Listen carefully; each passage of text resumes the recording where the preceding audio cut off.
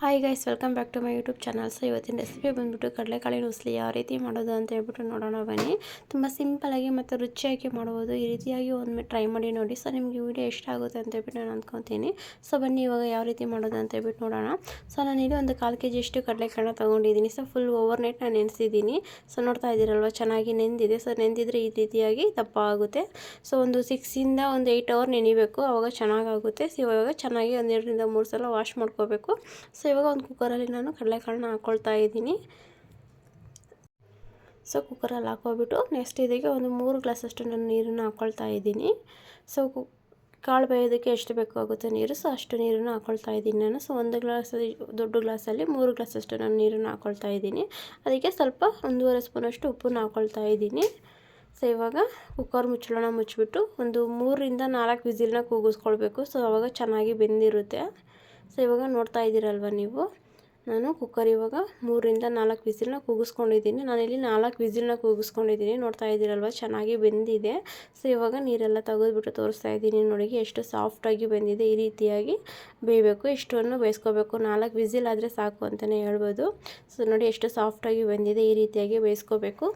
ಇವಾಗ ನಾನು ಒಂದು ಬಾಂಡಿನ ಇಟ್ಕೊತಾ ಇದ್ದೀನಿ. ಸೊ ಬಾಂಡಿ ಬಿಸಿ ಆದಮೇಲೆ ಅದಕ್ಕೆ ಒಂದು 3 ರಿಂದ 4 ಸ್ಪೂನಷ್ಟು ನಾನಿಲ್ಲಿ ಆಯಿಲ್ನ ಹಾಕ್ಕೊಳ್ತಾ ಇದ್ದೀನಿ. ಸೊ ಆಯಿಲ್ ಬಿಸಿ ಆದಮೇಲೆ ಇದಕ್ಕೆ ಒಂದು ಅರ್ಧ ಸ್ಪೂನಷ್ಟು ಸಾಸಿವೆ ಹಾಕ್ಕೊಳ್ತಾ ಇದ್ದೀನಿ. ಮತ್ತು 1 ಸ್ಪೂನಷ್ಟು ನಾನಿಲ್ಲಿ ಉದ್ದಿನಬೇಳೆ ಹಾಕ್ಕೊತಾ ಇದ್ದೀನಿ. ಸೊ ಸ್ವಲ್ಪ ಲೈಟಾಗಿ ಫ್ರೈ ಮಾಡ್ಕೊಳ್ಳಿ. ಸೊ ಕಮ್ಮಿ ಉರಿಯಲ್ಲಿನೇ ಮಾಡ್ಕೊಳ್ಳಿ, ಜಾಸ್ತಿ ಉರಿಯಲ್ಲಿ ಮಾಡ್ಕೊಳ್ಳೋಕೆ ಹೋಗಬೇಡಿ. ಸೊ ಇದಕ್ಕೆ ನಾನು ಮೀಡಿಯಮ್ ಸೈಜ್ ಒಂದು 2 ಈರುಳ್ಳಿನ ಚಿಕ್ಕದಾಗಿ ಕಟ್ ಮಾಡಿಬಿಟ್ಟು ಹಾಕ್ಕೊಂಡಿದ್ದೀನಿ. ಸೊ ಈರುಳ್ಳಿ ಫ್ರೈ ಮಾಡ್ಕೊಳ್ಬೇಕು ಸ್ವಲ್ಪ ಚೆನ್ನಾಗಿ. ಇದಕ್ಕೆ ಸ್ವಲ್ಪ ಒಂದು 4 ರಿಂದ 5 ಹಸಿಮೆಣಸಿನ್ಕಾಯಿನ ಹಾಕ್ಕೊಳ್ತಾ ಇದ್ದೀನಿ ನಾನು. ಸೊ ಚಿಕ್ಕದಾಗಿ ಕಟ್ ಮಾಡ್ಕೊಬಿಟ್ಟು ಈ ರೀತಿಯಾಗಿ ಹಾಕ್ಕೊಂಡು ಫ್ರೈ ಮಾಡ್ಕೊಳ್ತಾ ಇದ್ದೀನಿ. ಸೊ ನೆಕ್ಸ್ಟ್ ಇದಕ್ಕೆ ಒಂದು 2 ಚಿಟಿಕೆ ಅಷ್ಟು ನಾನು ಹಿಂಗನ್ನು ಹಾಕ್ಕೊಳ್ತಾ ಇದ್ದೀನಿ. ಸೊ ಹಿಂಗೆ ಹಾಕ್ಕೊಂಡ್ರೆ ಟೇಸ್ಟ್ ಚೆನ್ನಾಗಿರುತ್ತೆ, ನಿಮಗೂ ಗೊತ್ತಿರುತ್ತೆ ಅಂತ ಹೇಳ್ಬಿಟ್ಟು ಅಂದ್ಕೊತೀನಿ. ಸೊ ಪ್ರಸಾದ ಅಂತ ಅಂದಮೇಲೆ ಸೊ ಹಿಂಗೆಲ್ಲ ಹಾಕೋದು ಸ್ವಲ್ಪ ಇನ್ನೂ ಟೇಸ್ಟ್ ಚೆನ್ನಾಗಿರುತ್ತೆ ಅಂತಲೇ ಹೇಳ್ಬೋದು. ಇದಕ್ಕೆ ಒಂದು ಅರ್ಧ ಸ್ಪೂನಷ್ಟು ನಾನಿಲ್ಲಿ ಅರಿಶಿನ ಹಾಕ್ಕೊಳ್ತಾ ಇದ್ದೀನಿ. ಸೊ ಇವಾಗ ಚೆನ್ನಾಗಿ ಎಲ್ಲನೂ ಮಿಕ್ಸ್ ಮಾಡಿ ಫ್ರೈ ಮಾಡ್ಕೊಳ್ಬೇಕು. ಸೊ ಈರುಳ್ಳಿ ಸ್ವಲ್ಪ ಫ್ರೈ ಆಗೋವರೆಗೂ ಫ್ರೈ ಮಾಡ್ಕೊಳ್ಬೇಕು. ಸ್ವಲ್ಪ ಕಲರ್ ಚೇಂಜ್ ಆಗ್ತಾ ಬರ್ತಾ ಇರುತ್ತಲ್ವ, ಸೊ ಹಂಗಾಗ್ಬಿಟ್ಟು ಸ್ವಲ್ಪ ಫ್ರೈ ಮಾಡ್ಕೊಳ್ಬೇಕು. ಇವಾಗ ನೋಡಿ ಈರುಳ್ಳಿ ಫ್ರೈ ಆಗಿದೆ, ನೋಡ್ತಾ ಇದ್ದೀರಲ್ವ. ಇದಕ್ಕೆ ನಾನು ಕಡಲೆಕಾಳನ್ನ ಹಾಕ್ಕೊಳ್ತಾ ಇದ್ದೀನಿ. ಸೊ ಇವಾಗ ಎಲ್ಲನೂ ಚೆನ್ನಾಗಿ ಮಿಕ್ಸ್ ಮಾಡ್ಕೊಳ್ಬೇಕು ಒಂದ್ಸಲ.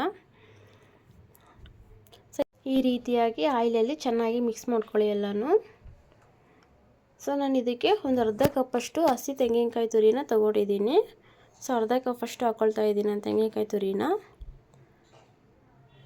ಇದಕ್ಕೆ ಸ್ವಲ್ಪ ಕೊತ್ತಂಬರಿ ಸೊಪ್ಪನ್ನು ಹಾಕ್ಕೊಳ್ತಾ ಇದ್ದೀನಿ. ಸೊ ಚಿಕ್ಕದಾಗಿ ಕಟ್ ಮಾಡಿಬಿಟ್ಟು ಕೊತ್ತಂಬರಿ ಸೊಪ್ಪನ್ನು ಆ್ಯಡ್ ಮಾಡ್ಕೊಳ್ತಾ ಇದ್ದೀನಿ. ಇವಾಗ ಎಲ್ಲನೂ ಚೆನ್ನಾಗಿ ಮಿಕ್ಸ್ ಮಾಡ್ಕೊಳ್ಬೇಕು. ಸೊ ಕಮ್ಮಿ ಉರಿಯಲ್ಲಿ ಮಾಡ್ಕೊಳ್ಳಿ, ಈ ರೀತಿಯಾಗಿ ಚೆನ್ನಾಗಿ ಮಿಕ್ಸ್ ಮಾಡ್ಕೊಳ್ಬೇಕು. ಸೊ ನೋಡ್ತಾ ಇದ್ದೀರಲ್ವ ಎಷ್ಟು ಚೆನ್ನಾಗಿ ಆಗ್ತಾ ಇದೆ. ಸೊ ಗಣೇಶನಿಗೆ ಇಷ್ಟವಾದಂಥ ಪ್ರಸಾದ ಅಂತಲೇ ಹೇಳ್ಬೋದು ಕಡಲೆಕಾಳಿನ ಉಸ್ಲಿ. ಸೊ ನೀವು ಮನೇಲಿ ಒಂದ್ಸಲ ಟ್ರೈ ಮಾಡಿ, ತುಂಬಾ ಚೆನ್ನಾಗಿ ಬರುತ್ತೆ ಮತ್ತು ತುಂಬ ಸಿಂಪಲ್ಲಾಗಿ ಮಾಡುವಂಥ ರೆಸಿಪಿ ಅಂತಲೇ ಹೇಳ್ಬೋದು. ಸೊ ಕಡಲೆ ಒಂದು ಓವರ್ನೈಟ್ ನೆನೆಸಿದ್ರೆ ಅಷ್ಟೇ ಸಾಕು, ಆಮೇಲೆ ರೆಸಿಪಿ ಬೇಗನೆ ರೆಡಿ ಆಗುತ್ತೆ ಅಂತಲೇ ಹೇಳ್ಬೋದು. ಸೊ ನೋಡ್ತಾ ಇದ್ದೀರಲ್ವ, ಇವಾಗ ಎಲ್ಲ ಮಿಕ್ಸ್ ಆದಮೇಲೆ ರುಚಿಗೆ ತಕ್ಕಷ್ಟು ಉಪ್ಪನ್ನು ಹಾಕ್ಕೊಳ್ಬೇಕು. ಸೊ ಉಪ್ಪು ನೋಡಿಬಿಟ್ಟು ಹಾಕ್ಕೊಳ್ಳಿ, ಯಾಕಂದರೆ ನಾವು ಕಡಲೆ ಬೇಯಿಸ್ಬೇಕಾದ್ರೇ ಸ್ವಲ್ಪ ಉಪ್ಪು ಹಾಕ್ಕೊಂಡಿದ್ವಲ್ಲ. ಸೊ ಹಂಗಾಗ್ಬಿಟ್ಟು ಸ್ವಲ್ಪ ಟೇಸ್ಟನ್ನು ನೋಡ್ಕೊಬಿಟ್ಟು ಆಮೇಲೆ ಉಪ್ಪನ್ನ ಹಾಕ್ಕೊಳ್ಳಿ. ಎಷ್ಟು ಬೇಕಾಗುತ್ತೋ ಅಷ್ಟು ಉಪ್ಪು ನೋಡ್ಕೊಬಿಟ್ಟು ಹಾಕ್ಕೊಳ್ಳಿ. ನಾನಿಲ್ಲಿ 1 ಸ್ಪೂನಷ್ಟು ಉಪ್ಪನ್ನು ಹಾಕ್ಕೊಂಡಿದ್ದೀನಿ. ಸೊ ಇವಾಗ ಚೆನ್ನಾಗಿ ಮಿಕ್ಸ್ ಮಾಡ್ಕೋಬೇಕು ಎಲ್ಲನೂ. ನೋಡಿ ಇವಾಗ ಕಡಲೆಕಾಳಿನ ಉಸ್ಲಿ ರೆಡಿ ಆಗಿದೆ. ಸೊ ನಿಮಗೆ ಈ ವಿಡಿಯೋ ಇಷ್ಟ ಆಗಿದೆ ಅಂತ ಹೇಳ್ಬಿಟ್ಟು ಅಂದ್ಕೊತೀನಿ ನಾನು. ಸೊ ನಿಮ್ಗೆ ಇಷ್ಟ ಆಗಿದ್ರೆ ಲೈಕ್ ಮಾಡಿ, ಶೇರ್ ಮಾಡಿ, ಕಮೆಂಟ್ ಮಾಡಿ. ಸೊ ಇದೇ ರೀತಿ ನಮಗೆ ಸಪೋರ್ಟ್ ಮಾಡ್ತಾ ಇರಿ. ಹಾಗೆ ನಮ್ಮ ಚಾನಲ್ನ ಸಬ್ಸ್ಕ್ರೈಬ್ ಮಾಡ್ಕೊಳ್ಳೋದನ್ನು ಮರಿಬೇಡಿ.